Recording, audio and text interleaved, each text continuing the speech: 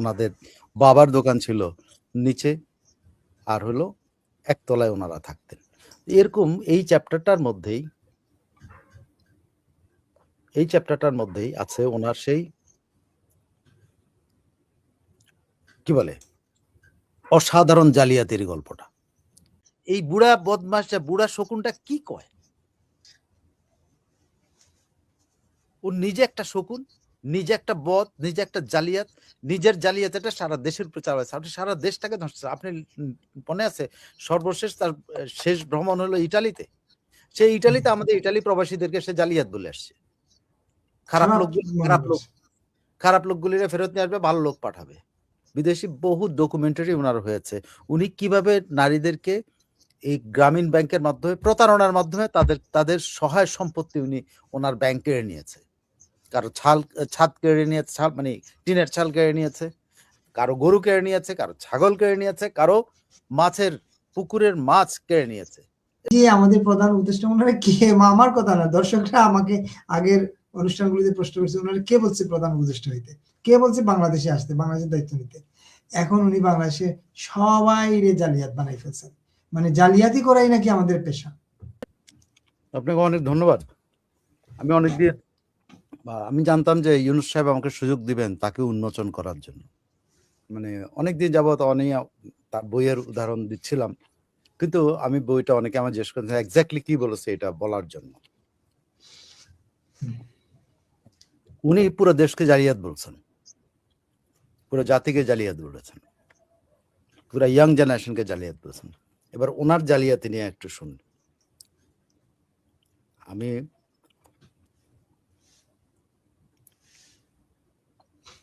যেটা আমি সবসময় বলি, চ্যাপ্টারটা সামান্য একটু বলি।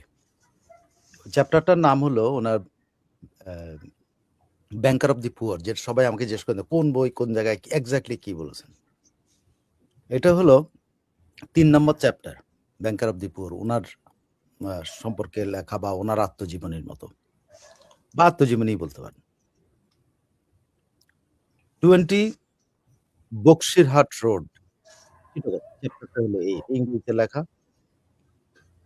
এই চ্যাপ্টারটা ওনার ব্যক্তি জীবনে, ওনার বাবা স্বর্ণের ব্যবসায়ী ছিলেন, ওনার বাবার স্বর্ণের বাক্সের ভিতরে কিভাবে, মানে লোহার সিন্দুকের ভিতরে কিভাবে স্বর্ণ লুকায় রাখতেন। ওনার বাবা তখন স্বর্ণ ব্যবসায়ী ছিল, বেশিরভাগ হিন্দুরা। তখন ওনার বাবা এই ব্যবসাটা করছেন। ওনারা কিভাবে বক্সিরহাটে আসলেন, ওনারা আগে কোথায় ছিলেন, চিটাগংয়ের কোন পাশে ছিলেন, যেখানে মায়ানমারের একদম কাছে ছিল, সেইখানে প্রথম তার বাবার ব্যবসা ছিল, সেখানে বোমা পড়ার পর তারা ওই বাড়ি ছেড়ে চলে আসেন, চলে আসে এখানে বসবাস শুরু করেন। একটা দোতলা বাড়ির মধ্যে ওনাদের খেলার মাঠ ছিল ছাদের উপরে, আর ওনাদের বাবার দোকান ছিল নিচে, আর হলো একতলায় ওনারা থাকতেন। এরকম এই চ্যাপ্টারটার মধ্যেই আছে ওনার সেই কি বলে অসাধারণ জালিয়াতির গল্পটা। যে জালিয়াত উনি বাংলাদেশে বলেছেন। এই বাচ্চা ছেলেটি যখন তার বয়স 12, আমরা বলি না বায়ো কিংবা তেও, মানে সে সময়টা একটু বায়ো কিংবা তেও ছিল তার বয়স। তো উনি ওনার মায়ের কততম সন্তান জানেন না, তবে ওনাদের ভাই বোন অনেক 9 জন, মারা গেছে 5 জন, এরকম অনেক কিছু গল্প করতে এসে ওনারা কত সীমাবদ্ধতার মধ্যে দিয়ে করতেন। সব তো ওনাদের পক্ষে সম্ভব হতো না, লেখাপড়া তো সব বই সবসময় কিনতে পারতেন না, এরকম বিভিন্ন বর্ণার মধ্যে স্কুলের থেকে কিছু বই পাইতেন, এখান থেকে আর বিভিন্ন বুদ্ধি পাকায়া, সেন্টেন্সটা হলো বিভিন্ন বুদ্ধি পাকায়া কিভাবে ওনারা এই রিডিং ম্যাটেরিয়াল, মানে লেখাপড়ার বই জোগাড় করতেন। শোনেন, ওনারা না, ওনার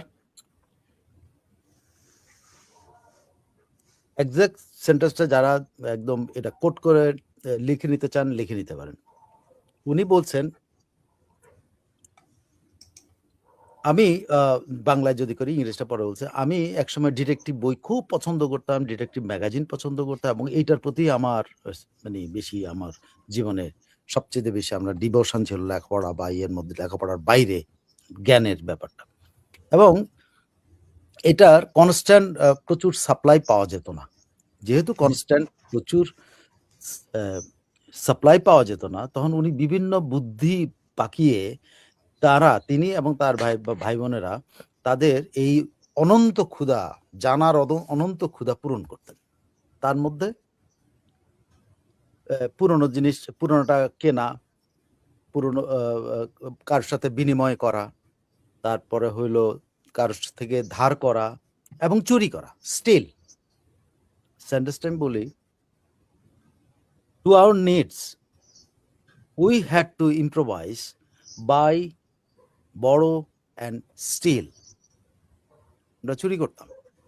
ফাইন, ছোটবেলায় চুরি হইতেই পারে, এরকম বউ বই চুরি করছে, সেটা তো অস্বাভাবিক ঘটনা না।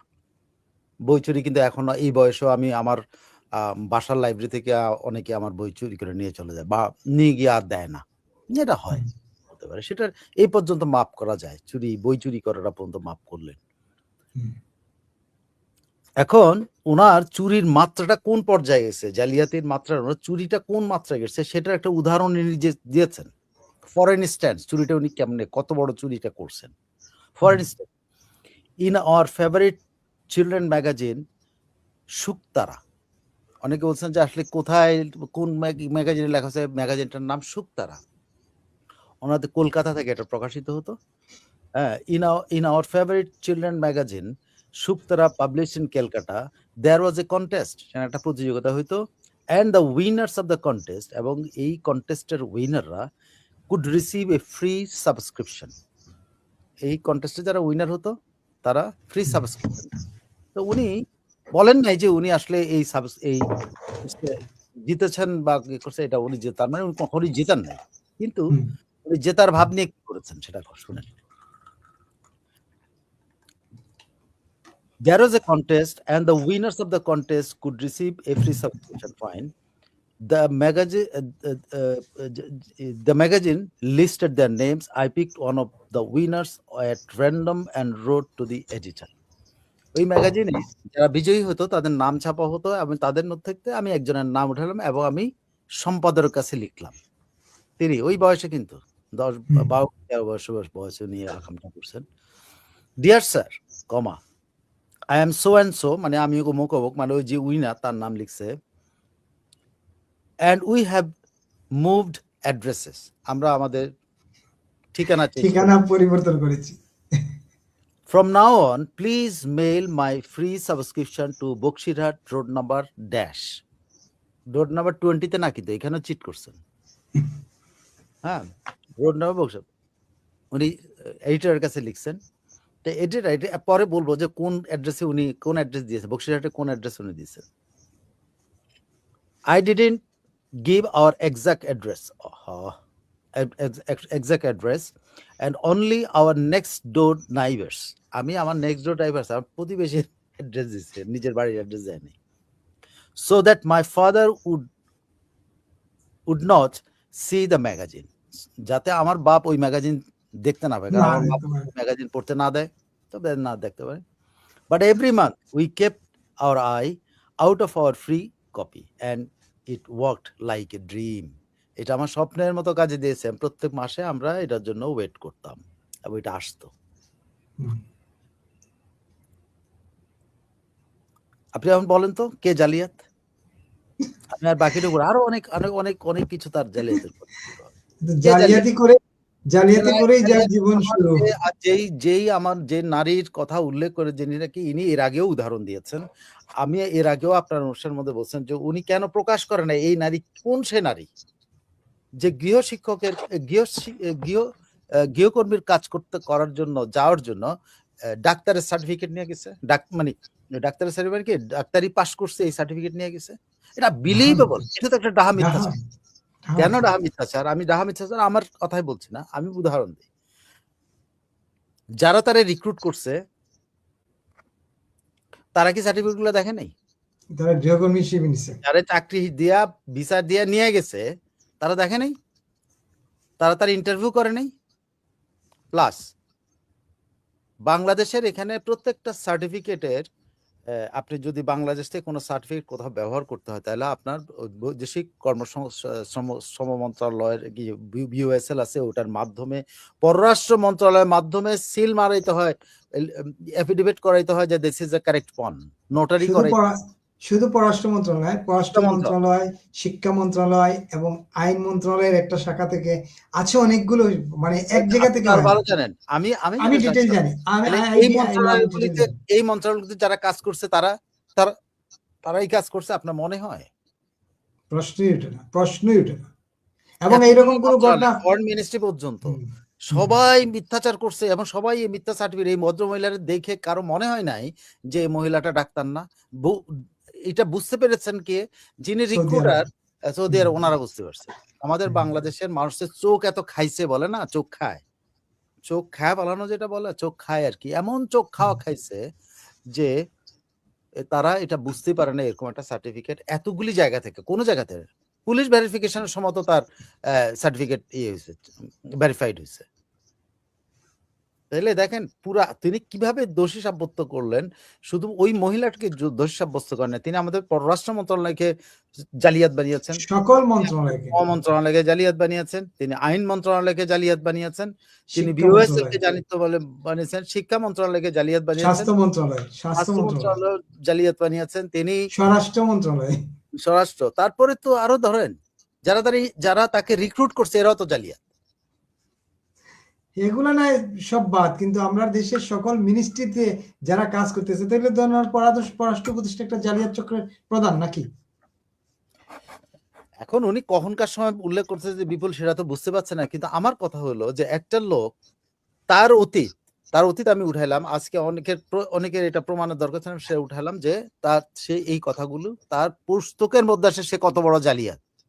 সে একজন পুরস্কার জিতেছে, সে পুরস্কার জিতে নাই, সে আরেকজনের নাম ব্যবহার করে সে অন্য অ্যাড্রেসে সে পত্রিকাগুলি চুরি করাইতো, শুকতারা ম্যাগাজিন, এবং সেটা তারা আনন্দ, ওইটাকে জায়েজ মনে করতো যে লোকটা, সে লোকটা এখন আমাদেরকে শিক্ষা দেয়।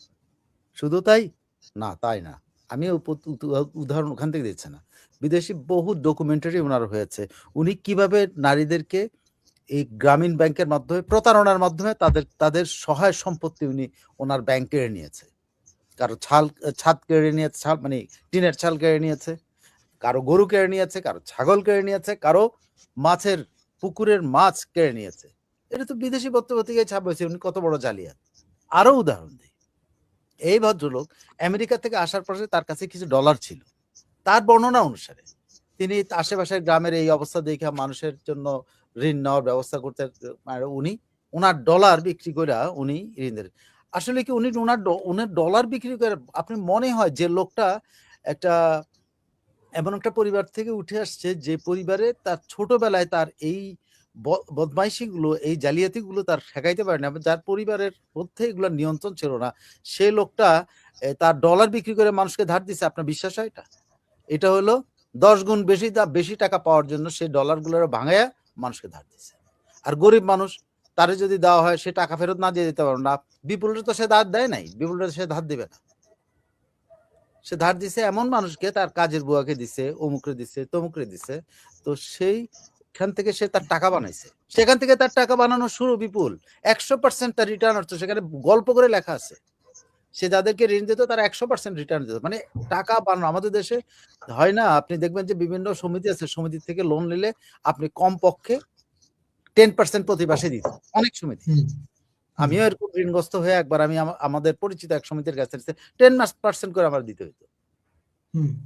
তো সেটাকে আমি তো বেকায়দায় পড়ে এটা নিতাম, ওই মহিলারা এরকম নিচ্ছে, আমি যেহেতু বেকায়দায় পড়ে এরকম টাকা নিচ্ছি, তো ওরা তো তার কাছ থেকে 50 টাকা 100 টাকা করে যারা নিচ্ছে তারা তো বেকায়দায় পড়েই নিচ্ছে, কিন্তু ওনার টাকা তো সুদে আসলে ওরা শোধ করতেছে, এবং 10%। উনি তো তাদেরকে মিনিমাম সুদে দেন নাই যে ওদের উপকার হবে এই জন্য দিচ্ছেন, তা না, উনি কিন্তু ওনার পার্সেন্টেজ অনুসারেই দিয়েছেন, 33% উনি দিচ্ছেন প্রতি মাসে।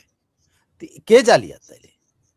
ওই ভদ্র মহিলা জালিয়াত, যাকে ধরেন এরকম একটা ঘটনা ঘটছে, এই ঘটনা যদি ঘটেও থাকে, এটা কারা ঘটিয়েছে? এটা দালাল চক্র ঘটিয়েছে। এই ভদ্রমহিলা জানেও না তাকে যে এইভাবে ডাক্তার বানায় নিয়ে গেছে, যে এই ভদ্রমহিলা জালিয়াত। এই বুড়া বদমাশটা, বুড়া শকুনটা কি কয়,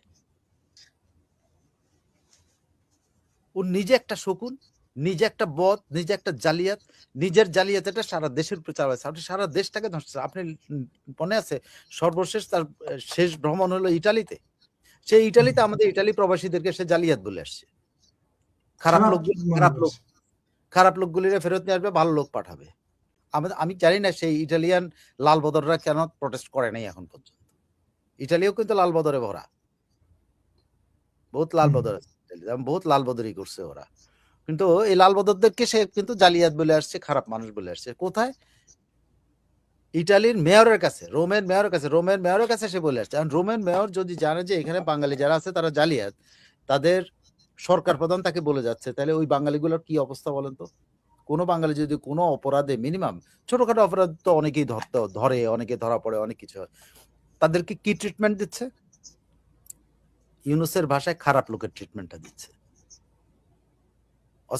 একটা খারাপ, দেখেন কথায় আছে না যে চোরে চোর চিনে, এটা কিন্তু একটা প্রবাদ আছে। আমি আপনার চোরে চোর চিনে প্রবাদ আছে, এটা প্রবাদ আছে, কিন্তু কোথায় যেন আছে আমার কাছে, আমি এই মুহূর্তেই জোগাড় করে ফেলতে পারবো। চোরে চোর চিনে আর মালিক কি জানি, লাইনটা এরকম আর কি। কোথায় যেতে, চোরে চোর চিনে, আরেকটা প্রবাদ আছে, চোর মনে করে সবাই চোর, তাই না? সেটা তো খুব সহায়ক, চোরে চোর চিনে। এটা হলো এটা একটা, ধরেন চোরের মায়ের বড় গলা, চোরে চোর চিনে মানে চোরের মায়ের চোরে চোরে মাস্তুতো ভাই, চোরে চোর চিনে চোরে চোরে মাস্তুতো ভাই, এটা হলো মূল প্রবাদ আর কি। শুনেন, এটাতে যে ব্যাখ্যাটা আছে যে এই যে প্রবাদটা আসছে, প্রবাদটার ইয়েটা কি, মানে আমার শিক্ষণীয় জিনিসটা কি, সেটা হলো যে চোর, এই শিক্ষার ব্যাপারে, যে একবার চুরি করে অসৎ হয়, ওই যে 12 বছর বয়সে অসৎ হয়েছে না চুরি করে, সে সবসময় ধরা পড়ার ভয় করে, এবং ইউনূস সবসময় ধরা পড়ার ভয় করে, এবং সবাই চোর ভাবে, সবাই চোর মনে করে।